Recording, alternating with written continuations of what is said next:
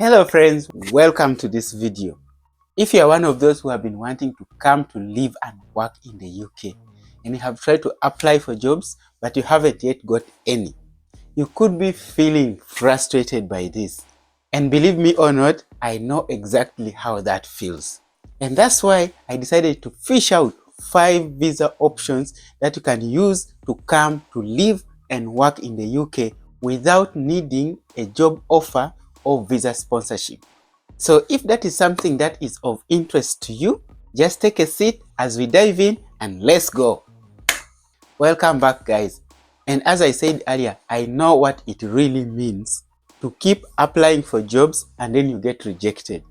And most of the time, it's not because you are less qualified or you don't meet the job description requirements. But usually, it is because you do not have what we call the UK work experience. In the UK, if you apply for the same job, even if you have better qualifications, but the person you are competing against has UK work experience, employers will prefer to take the other person and leave you out.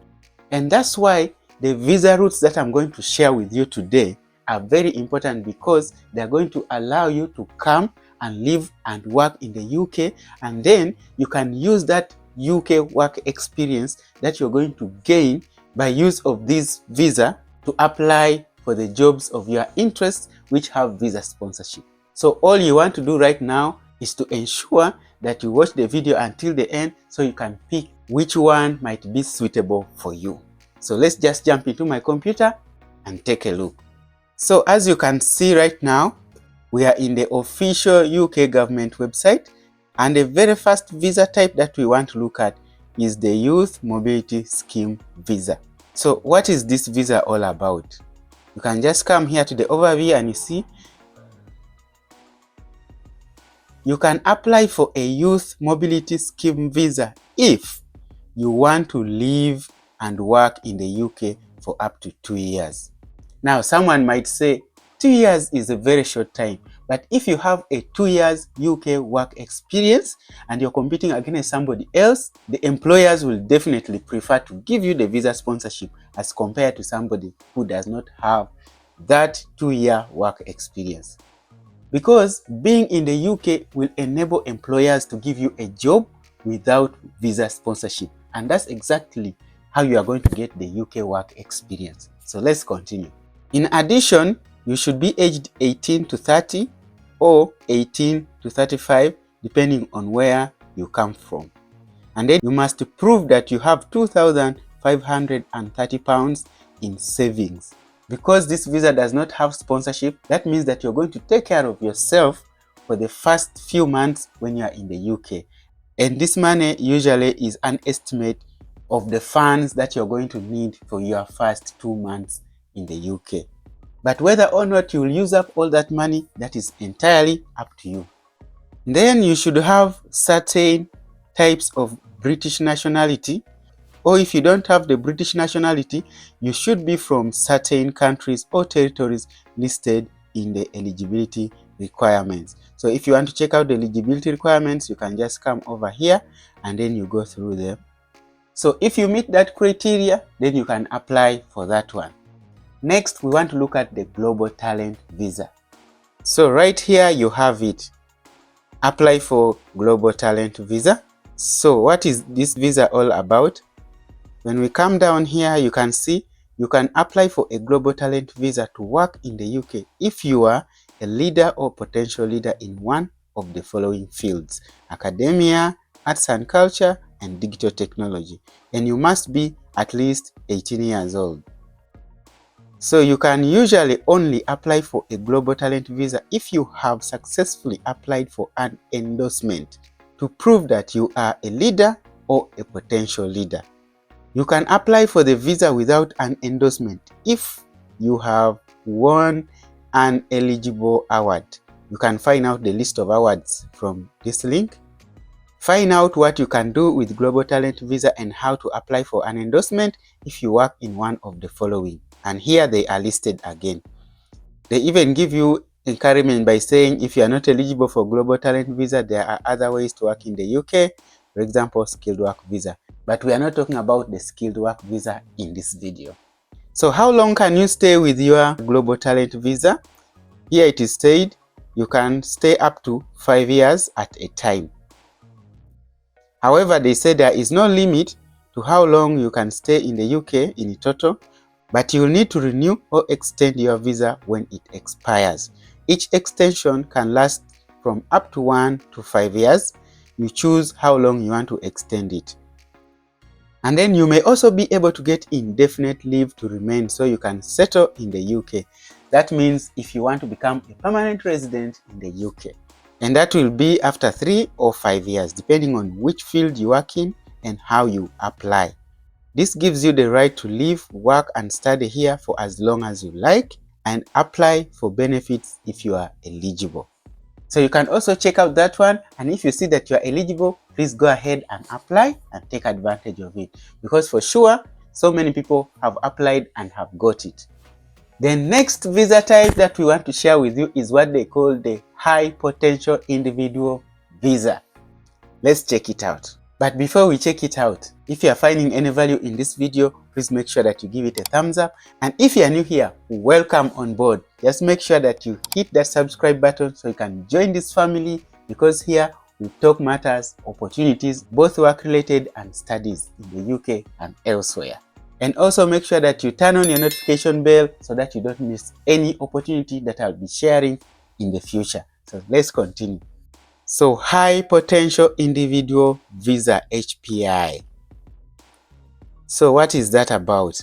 A high potential individual visa gives you permission to stay in the UK for at least 2 years.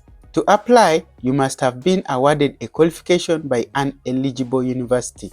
You guys can click on this link and then you check out a list of all the eligible universities. And if you have been awarded a qualification by one of those universities, then you are eligible to apply. One thing though that I wanted to point out about the qualification itself is this. When you read right here, your qualification must be at the same level as a UK bachelor's degree, a UK postgraduate degree, or a UK PhD. And to prove that, you have to apply for a comparability certificate from this organization. The other eligibility criteria is that you have to prove your knowledge of English. Then you have to prove that you have enough personal savings to support yourself in the UK, unless you have been in the UK with a valid visa for at least 12 months. And here they still emphasize you do not need to have a job offer to apply. Good news, right? Yes. So you guys can be sure that all I'm sharing here is truthful. Yes, let's continue. And here it said you can apply for this visa whether from inside or outside the UK. And it is only awarded once, but you cannot apply for it if you have been given a graduate visa already, or you have already come to the UK as a doctorate extension scheme student. So once you have got this visa, how long can you stay? So for this visa, you can usually stay for 2 years. And if you have a PhD or other doctoral qualification, you can stay for 3 years. And they say you cannot extend your visa. However, you may be able to switch to a different visa, for example, a skilled work visa. And that is exactly the point I'm sharing these visa routes. For you to come to the UK, get UK work experience, and then use that experience plus your qualification and apply for a skilled work visa of your desire.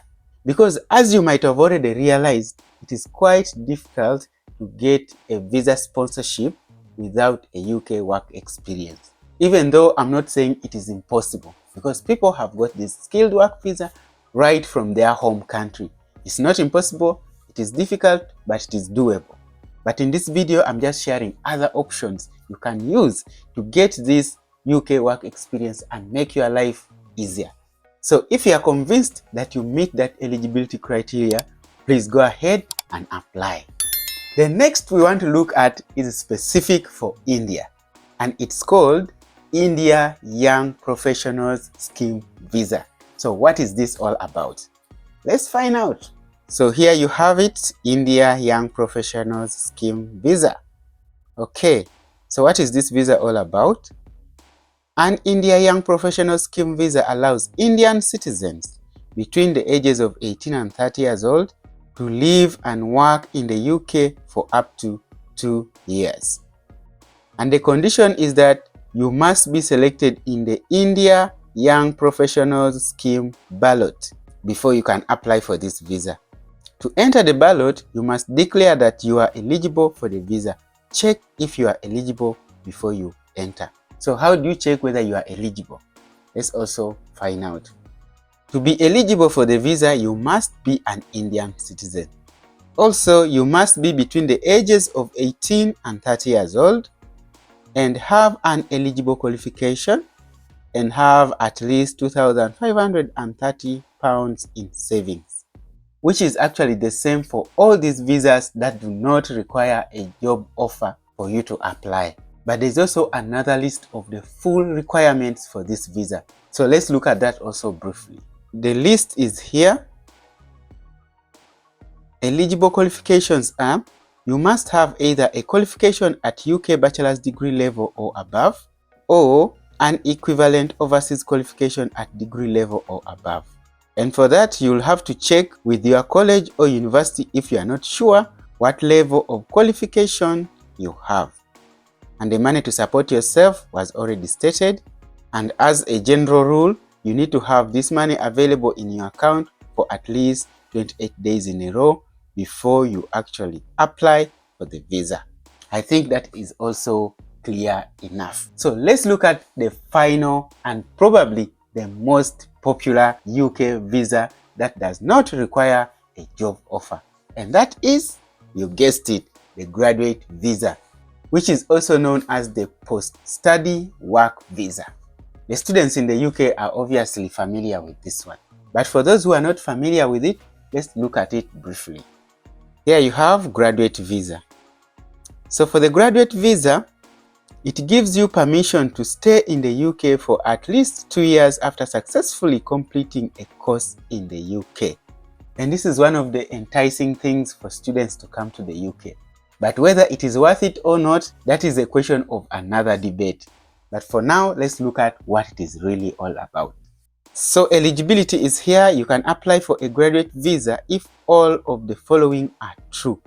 The first is that you are in the UK, which most of the students are.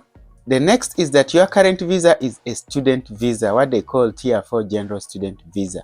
The next condition is that you studied a UK bachelor's degree, postgraduate degree, or other eligible course for a minimum period of the time with your student visa.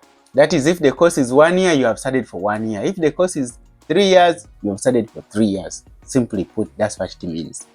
And then your education provider, such as your university or college, has told Home Office you've successfully completed your course. And this is probably the most important requirement, because even if you have actually finished the course and the university or your college has not written to Home Office to tell them you have completed the course, Home Office will not grant you the graduate visa. So if you are planning to study in the UK and see if your course qualifies for a graduate visa, you can just come and click on this link. Then you go and check if your course of interest is also included among those that are eligible for a graduate visa. So how long can you stay? For a graduate visa, it lasts for 2 years, but this is mostly for masters. If you have a PhD, it will last for 3 years. And they say it will start immediately on the day it's approved. However, this is the unfortunate part. You cannot extend your graduate visa. But here is the good news. However, you may be able to switch to a different visa, for example, a skilled worker visa. So it is also another route of getting the much needed UK work experience that will ultimately secure you that job with work visa sponsorship. And then here you can come and read the details of when to apply, how long the decision takes, how much it costs. One important thing though that we need to point out before we close this video is this. There are certain things you cannot do when you are on this visa, but there are also those that you are free to do. So let's just check them out. So here are the things you can do. You can work in most jobs. You can spend the time looking for work. You can be self-employed. You can continue living in the UK with your partner and children if you are eligible, or you can do voluntary work. You can as well travel abroad and return to the UK. The things you cannot do: you cannot apply for most benefits or state pension. That is obvious. You can also not work as a professional sports person. And here they tell you, if your application is successful, they will tell you a full list of what you can and what you cannot do. So with that, my friends, we have come to the end of the 5 routes that you can use to come to the UK, live and work without needing a job offer. And I hope that you guys are actually going to try out some of them. Thank you for watching. See you in the next one.